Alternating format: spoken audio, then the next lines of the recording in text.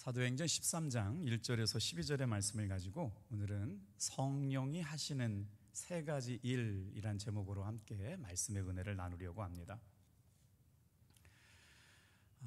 저희는 계속해서 지금 사도행전의 말씀을 묵상하고 있는데요, 지난 시간들 사도행전의 교회들 가운데 안디옥 교회가 굉장히 중요한 교회라고 말씀을 드리면서 안디옥 교회 안에 일어났던 세 가지 모습을 우리가 한번 말씀을 나눴는데요, 안디옥 교회는요 서로 사랑하는 교회였습니다.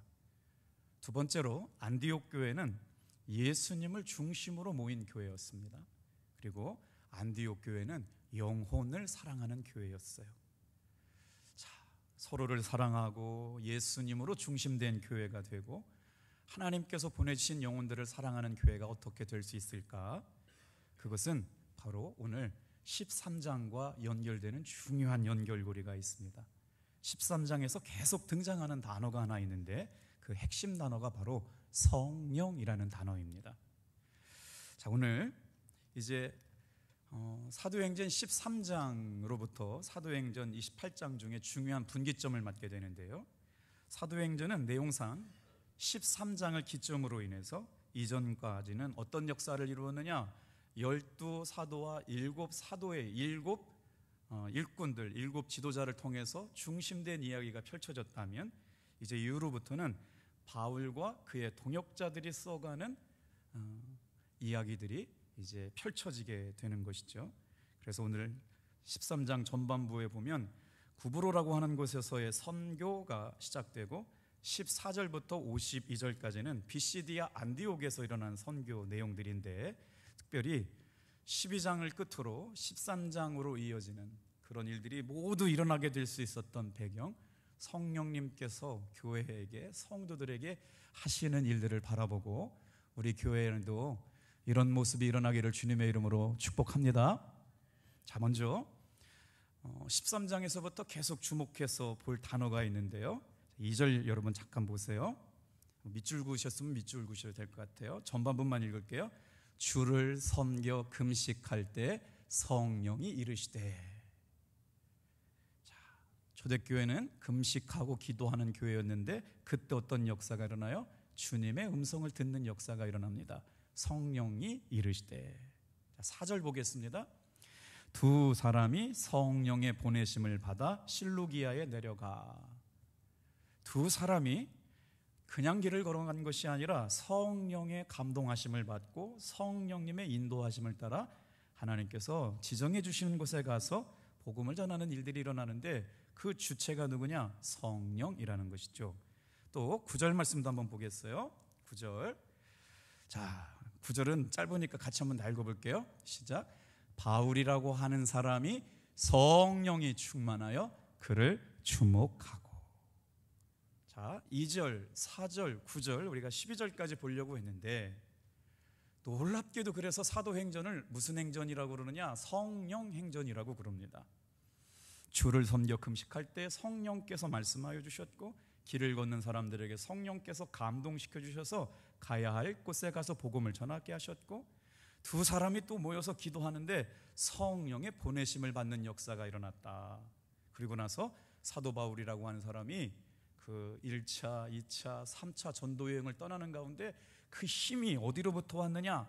우리 다 같이 한번 사모해 볼까요? 성령이 충만하여. 자, 그래서 사도행전 13장은 성령으로 시작해서 성령님으로 마치는 장이다. 오늘 추석 명절에도 주일날, 수요일날 저녁에 예배당에 나와서 말씀을 듣는 사랑하는 성도 여러분, 저와 여러분의 인생이 성령님으로 시작해서 성령님으로 맞춰지는 인생 되기를 축복합니다. 그때 우리에게 삶의 소망이 있어요. 자, 제가 이 말씀을 묵상하면서 이런 생각이 들어요. 성령님께서는요 지시하셨어요. 성도들은 순종하였습니다. 그러니까 성령님께서는 성령이 일하시려고 준비된 하나님의 사람들에게 기도하고 금식하게 시키시고 전심으로 성령님을 의지할 때 말씀하여 주셨을 뿐만 아니라 그 말씀하신 것에 하나님의 사람들이 순종함으로 주님의 놀라운 역사가 일어났다는 것이죠. 사랑하는 성도 여러분, 이번 명절뿐만 아니라 오늘 사도행전을 공부하시면서도 이런 순종의 은혜를 누리시게 되기를 축복합니다. 자, 개인의 삶도 그렇고 교회도 그렇고 우리 교회도 그렇고 다 그렇게 되는데, 그렇다면 어떻게 구체적으로 안디옥 교회에서 성령께서 행하신 일이 뭘까? 오늘은 세 가지를 묵상하려고 그러는데요, 한 번만 따라해 주시겠어요? 성령님은 사람을 세우게 하십니다. 자, 우리 주목해 보려고 하는 게 무엇이냐? 안디옥 교회가 정말 하나님의 갈망을 이루어드리는 성경적인 교회요, 건강한 교회고 정말 하나님이 기뻐하실 만한 교회라고 했는데, 그 주관자가 되신 분이 누구냐? 성령님이라고 그랬는데요, 우리 한번 1절을 천천히 같이 한번 이제 읽어보도록 하겠어요. 자, 13장 1절 같이 읽겠습니다. 시작. 안디옥 교회에 선지자들과 교사들이 있으니 곧 바나바와 니게르라 하는 시몬과 구레네 사람 루기오와 분봉왕 헤롯의 젖동생 마나엔과 및 사울이라.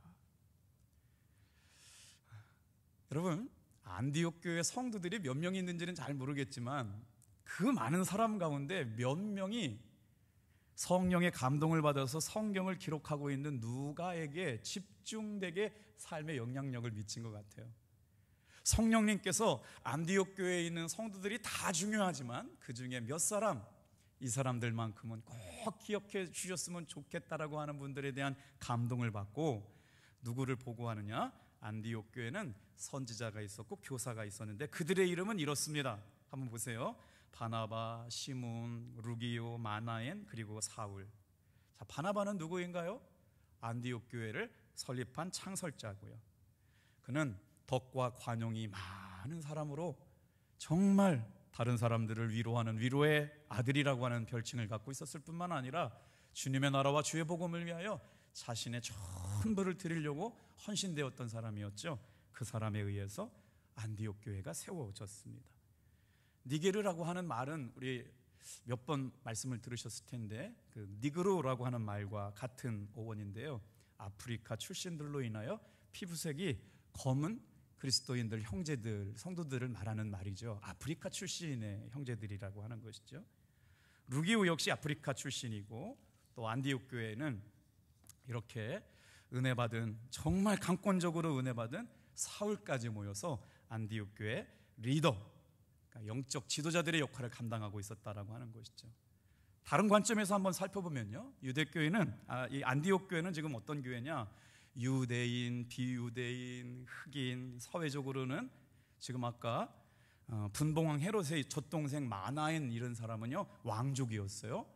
평민도 있고, 학벌로는 사울 같은 사람은 박사학위를 갖고 있었지만 보통 사람, 종교적으로 극단적인 바리새파 사람, 온건적으로 합리주의적인 사람, 그리고 지역적으로는 안디옥, 이스라엘, 아프리카에서 모여온 다양한 사람들이 모여서 신앙생활하고 있는 다양성이 충만한 교회가 안디옥 교회였다는 거예요.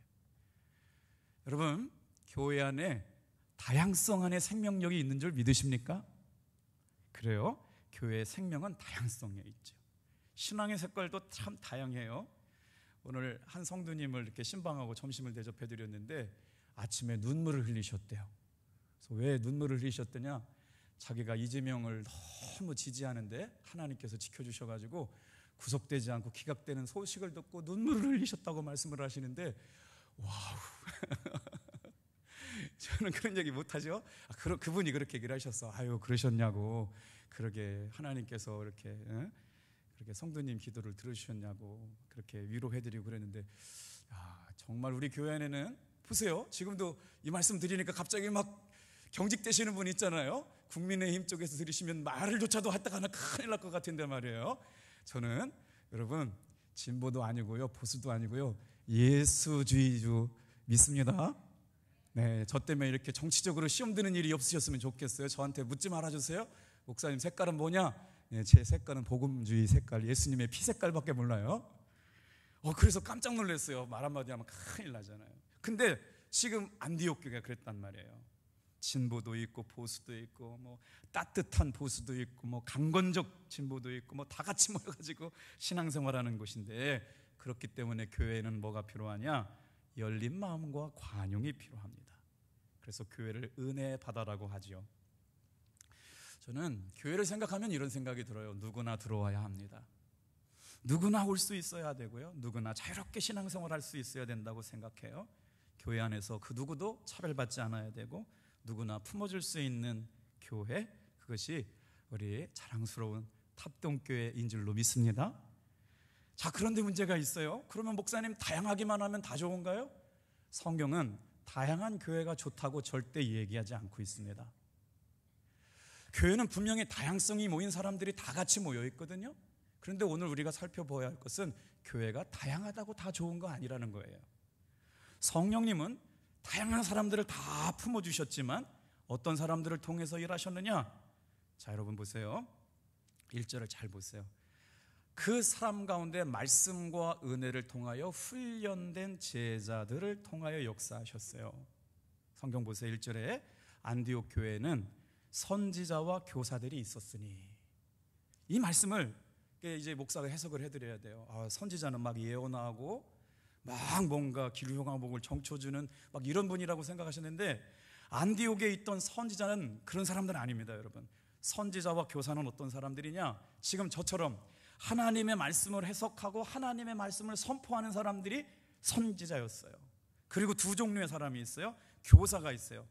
선지자는 하나님의 말씀을 해석하고 하나님의 말씀을 선포하는 사람들이 선지자였고, 교사였는데 교사는 가르치고 양육하는 사람들이었습니다.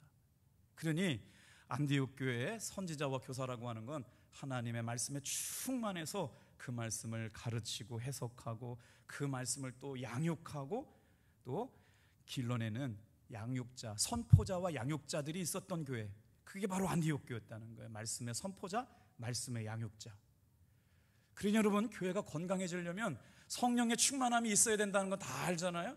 그러니까 성령의 충만한 역사가 일어나려면 무엇이 세워져야 되느냐? 건강한 말씀의 양육자가 있어야 되고 그 말씀의 선포자가 있어야 되는 거예요. 강단에서 말씀을 선포하는 정말 경건한 복음주의자가 필요한 것만큼이나 그 말씀을 가지고 양육하는 교사들이 있을 때 교회가 평안하여 든든히 세워지게 될 줄로 믿습니다. 그래서 영적 리더십을 가진 사람들은 누구냐? 바로 선지자와 교사였어요.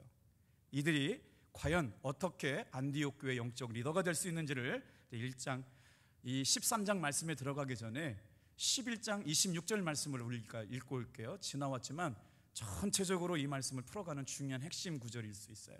사도행전 11장 26절을 같이 한번 읽어볼게요. 시작. 만남에 안디옥에 데리고 와서 둘이 교회 1년간 모여 있어 큰 무리를 가르쳤고, 제자들이 안디옥에서 비로소 그리스도인이라 일컬음을 받게 되었더라. 사울과 바나바와 사울의 역사가 지금 안디옥교에 시작되는데, 평상시는 그냥 읽었는데요, 제가 오늘 성령의 초점을 맞춰가지고 저 빨간색을 읽은 이유가 있어요. 저는 예수 믿는 사람들이 많아가지고 그냥 안디옥 교회구나 라고 얘기한 줄 알았어요. 그런데 이 일이 가능하게 하신 분이 성령님이라고 하는 거 집중되고 말씀을 읽어보니까 안디옥 교회는 예수 믿는 사람들이 모인 교회였지만 어떤 사람들이 모인 교회냐? 말씀으로 양육되고 훈련된 제자들이 비로소 그리스도인이라고 칭함받게 된 거예요. 할렐루야. 맞아요.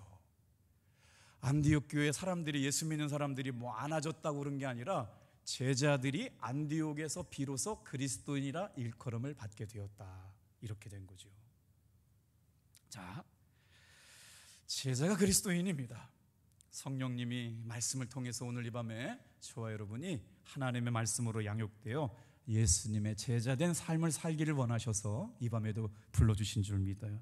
제자는 그냥 되어지지 않습니다. 훈련받아야 되고 세움받아야 되고 양육받아야 된다죠.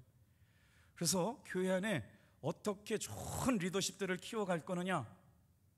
우리 장로님들, 권사님들 기도해 주시면서 우리 다음 세대들을 위해서 계속 기도해 주시잖아요. 그러니까 우리 교회가 훌륭한 장로님들과 함께 신앙생활하면서 그 신앙의 유산이 누구에게 전수돼야 되냐면 권사님 그룹들로 전수돼야 돼요. 교회를 사랑하고 성도님들을 사랑하고 또 하나님을 기쁘시게 하는 정말 모델 같은 장로님들의 신앙을 본받아서 그 역할을 감당해야 될 다음 리더급들이 길러져야 되는 거죠. 그러니까 보세요. 자, 지금 사도로 부름받은 사람들이 말씀 전하는 일과 기도하는 일에 전심하기 위해서 7사람의 충성된 일꾼들을 뽑았잖아요. 지금으로 말하면 장로님들이 교회를 이끌어가는 만큼이나 그 모습을 본받아서 헌신할 수 있는 권사그룹들을 같이 세웠다는 거죠. 그리고 나서 이 리더십들을 어떻게 키워나가느냐에 따라 그 교회의 미래가 결정되는 것이죠. 저에게 만약에 목사님이 생각하시는 진정한 교회의 리더는 어떤 분입니까? 라고 묻는다면 제가 오늘 말씀을 준비하면서 10가지를 생각해 봤어요. 첫 번째는 예배에 목숨 거는 사람입니다. 우리 교회에 영적 리더가 된다는 분들은 어떤 분이었으면 좋았을까? 주일 예배, 수요일 예배, 정말 교회 안에 영적 리더들로 세워준 분들은요, 예배에 생명 거는 귀한 분들이 되셨으면 좋겠다. 그리고 그 영적 리더들로 쓰임받는 분들은 기도하는 분이셨으면 좋겠다. 힘드시지만 직장생활하고 사업하기 어렵지만 하나님과 교제하고 예배하는 일에 삶의 우선순위를 두셨으면 좋겠다. 금요 기도회든지 새벽 기도회든지 수요 저녁 예배라도 전심으로, 사실은 다 참석하기가 어려워요. 저도 서울에 있는 목사님들 만나보면요, 예배를 지금 다 줄여가고 있는 추세예요. 1부, 2부, 3부, 4부 드리고 오후 2시부터는 예배가 없어요.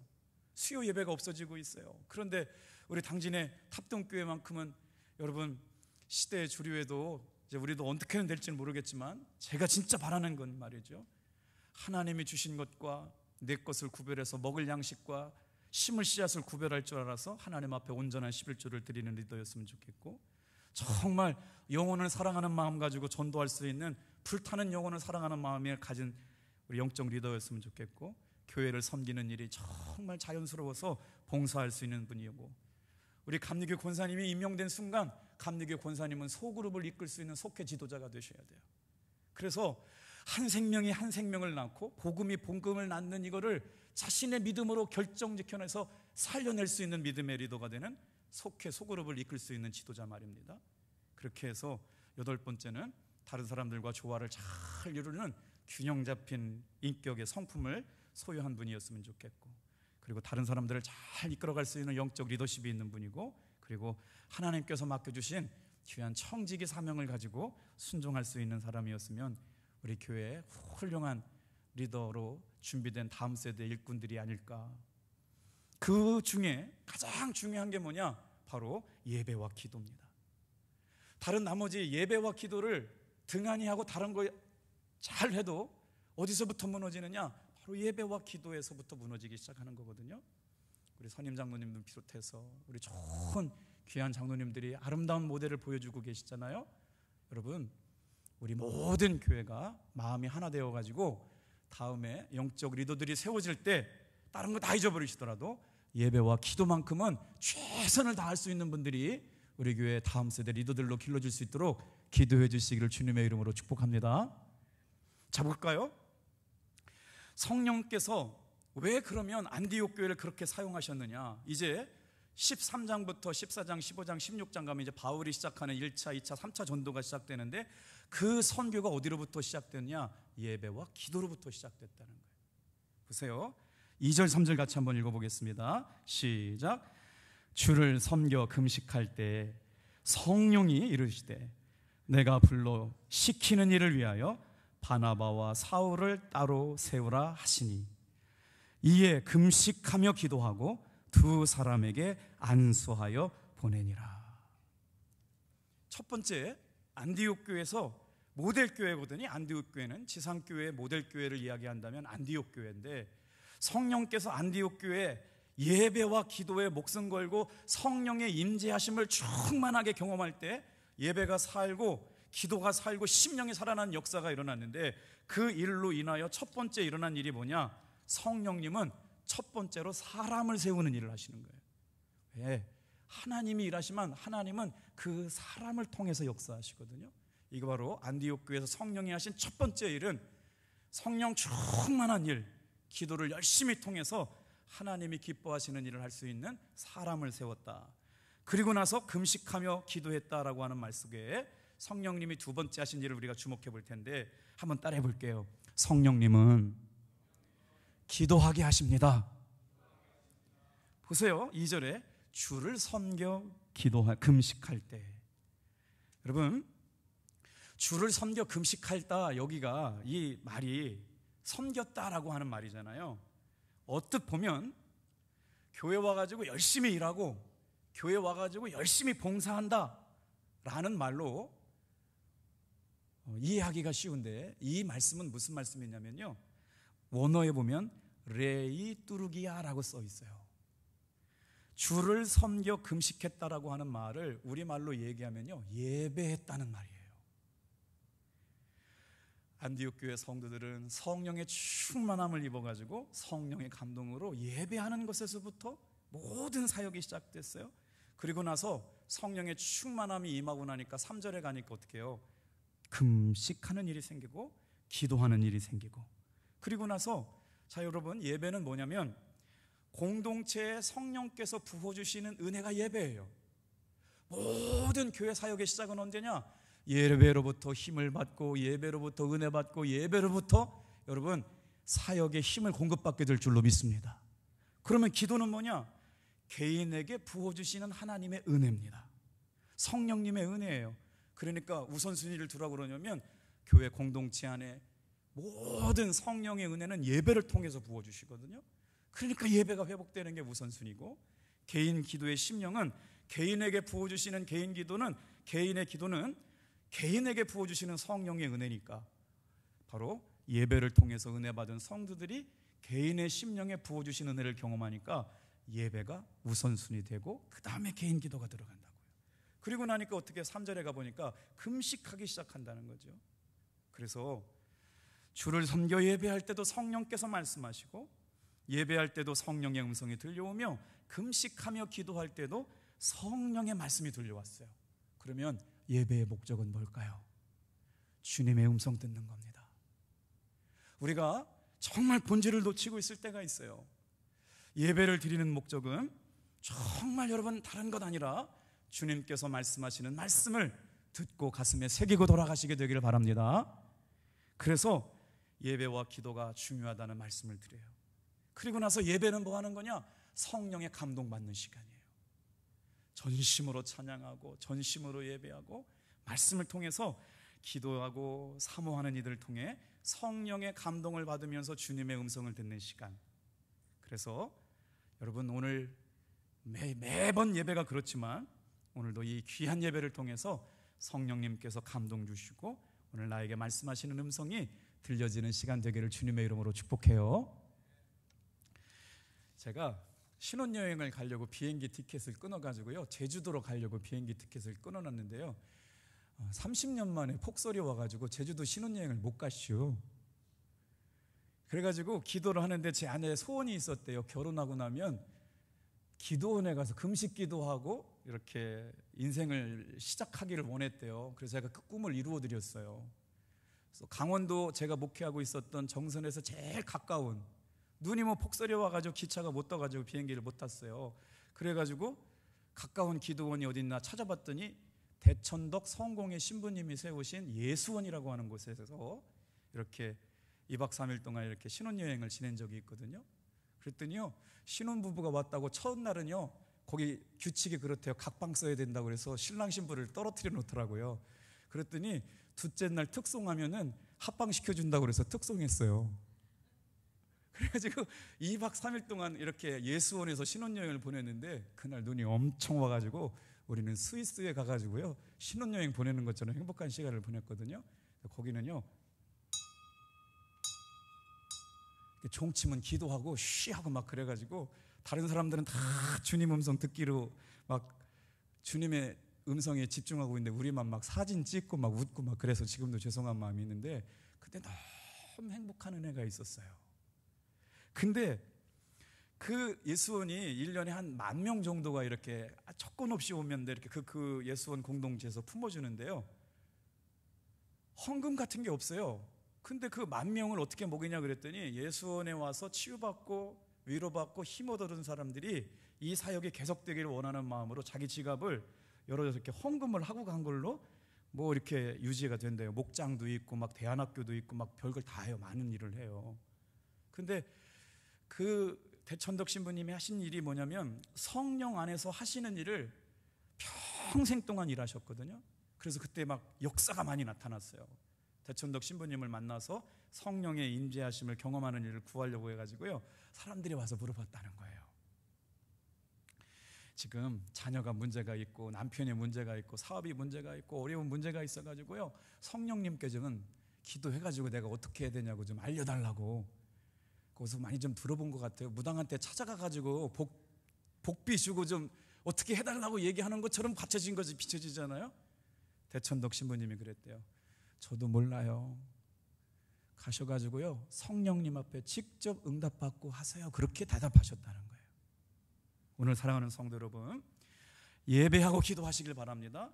모일 때마다 예배하고 기도할 때 성령님께서 말씀해 주심을 믿으시길 바랍니다. 그리고 우리 예배 시간에도 말씀 듣다가 여러분 주님이 주신 음성도 듣고 성령께서 말씀하시는 것도 발견하게 될 걸 믿습니다. 그래서 우리가 평상시 암송했으면 좋은 말씀이 있어요. 욥기 33장 31절 말씀이에요. 같이 한번 읽어볼게요. 시작. 욥이여 내 말을 귀담아 들으라. 잠잠하라. 내가 말하리라. 교회에서는 내가 말하는 거를 듣는 게 아니고 성령님께서 말하는 거를 듣는 거예요, 여러분. 오늘 이 시간 우리 교회가 모든 성도들이 예배 시간마다 주님께서 말씀하시는 걸 들으려고 사모하시기를 주님의 이름으로 축복합니다. 그래서 여러분, 요한계시록에 가장 많이 등장하는 단어가 있어요. 2장 11절 말씀에도 보면 뭐라고 말씀하시느냐? 귀 있는 자는 성령이 교회들에게 하시는 말씀을 들을지어다. 들을지어다. 들을지어다. 들을지어다. 교회는 들을지어다. 성령은 들을지어다. 예배 때 말씀하시고 기도 때 말씀하시고 예배를 통해서 하나님께서 말씀하시고 성령님께서 말씀하시는 것을 우리가 들으면 여러분, 우리 교회는 성령 충만한 교회가 될 줄로 믿습니다. 그래서 오늘 온 안디옥 교회 성도들이 인종도 다양하고 신분도 다양하고 다양한 사람들이 모였는데 그 다양성 안에는 분명한 생명력이 있으지만 다양성이 다 좋은 게 아니다. 그 다양성 안에는 말씀과 기도로 훈련된 사람들이 모여서 예수님의 제자가 되었을 때 그들이 비로소 이 안디옥의 성도들을 그리스도인들, 예수에 속한 사람들, 그는 예수를 닮은 사람들이라고 하는 별칭을 갖게 되었다. 사랑하는 성도 여러분, 우리 교회도 그런 교회 되기를 소망합니다. 자, 보세요. 성령이 하시는 일, 첫 번째, 사람을 세우셨다. 두 번째, 성령님은 기도하게 하셨다. 세 번째, 다 같이 한번 따라해 볼게요. 성령님은 선교하게 하신다. 자, 볼게요. 3절 말씀 같이 2절 같이 볼게요. 시작. 금식할 때 성령이 이르시되 내가 불러 시키는 일을 위하여 바나바와 사울을 따로 세우라 하시니, 따로 세웠다는 말씀이 중요해요. 그리고 나서 금식하고 기도했잖아요. 그러니까 성령님은 금식하게 하셨고 사람을 세웠어요. 그리고 나서 어떻게 해요? 안수하여 보내면서 성령님이 하시는 선교가 시작되게 되는 거예요. 오늘 모두가 다 선교사가 될 수는 없지만 오늘 이 말씀을 듣고 있는 사랑하는 성도 여러분, 성경적 선교의 정의를 물으신다면 저는 이렇게 말씀을 드리고 싶어요. 예를 들면 예전에 저희들도 지방에서 이렇게 부흥하다 보면 목사님들이 막 오셔가지고 다 신학교 가라, 주일 해라 막 그래서 부담을 많이 가셨던 분 있잖아요. 그런데 그 말씀은 이렇게 이해했으면 좋겠어요. 교사로서의 삶을 최선을 다해서 복음적으로 살아내는 것도 선교인 줄 믿습니다. 사업가로서, 공무원으로서, 주부로서, 직장인으로서 하나님께서 보내신 그 자리에, 일터에서 선한 그리스도인의 삶의 모습을 신실하고 진실하게 감당하는 것, 이것이 주님께서 오늘 우리에게 명령하신 선교인 줄로 믿습니다. 오늘 전문가로서 복음을 전하고 이 직장으로, 일반 직장인으로서도 그 일을 감당하는 그 자리, 그것이 바로 우리가 감당해야 될 선교의 자리가 아닌가 싶습니다. 그래서 오늘 말씀을 묵상하면서 성령께서 하신 세 가지를 묵상해요. 사람을 세웠고, 기도할 때 능력이 나타났고, 그들을 통해서 성령님은 이제 선교를 하기 시작하시게 되는데, 선교에는 두 가지 원리가 있대요. 다 같이 한번 따라해 볼게요. 하나님의 은혜의 원리, 성령의 능력의 원리. 그러니까 선교를 할 수 있는 건 기본적인 건 은혜고요, 선교를 할 수 있는 기본적인 동력이 어디로부터 오느냐? 성령의 역사하실 때 선교도 하게 되는 거예요. 오늘 이 저녁도 여러분 성령의 충만한 은혜와 성령의 놀라운 능력을 오늘 이 저녁에도 구하시고 사모하는 성도님들 되기를 주님의 이름으로 축복합니다. 2000년 전에 안디옥 교회에서 하나님께서는 사람을 세우시고 그 사람을 기도하게 하시고 그 사람을 통해서 어떻게 돼요? 우리가 그 13장 이후에 읽지 못했지만 바울이라고 하는 사람이 성령 충만해서 우상숭배하는 거짓 악행을 행하는 사람, 마술을 행하는 사람을 예수님의 권세로 바른 길로 인도하게 되고 서기오 총독을 바른 길로 인도하게 되는 성령의 충만한 역사를 이루어갔던 은혜가 오늘 이 저녁 여러분 정말 우리 교회가 성령께서 한 사람 한 사람을 바로 세워주시고 그 세워주신 사람이 기도하게 하시고 세워주신 사람이 선교하는 교회가 되는 아름다운 교회 되기를 소망합니다. 기도하겠어요. 하나님, 민족 고유의 최대 명절인 추석을 맞이해서 사랑하는 가족들이 모입니다. 그 예배마다 성령의 충만함이 임재하게 도와주셔서 믿음의 가문들이 주님이 써가신 아름다운 일들을 일으켜 세울 수 있는 신앙의 부흥이 일어나는 가족 모임들 되게 도와주시옵소서. 하나님, 그 기도 모임을 통하여 예수님과 멀어졌던 우리 가족들이 진실하고 신실한 믿음의 회복이 일어나는 치유가 있는 가족 예배들 되게 도와주시옵소서. 이 일이 하나님의 기쁨이 되어 성령 충만할 수 있도록 은혜 베풀어 주시옵소서. 이루실 주님을 찬양하옵고 예수님의 이름으로 기도합니다.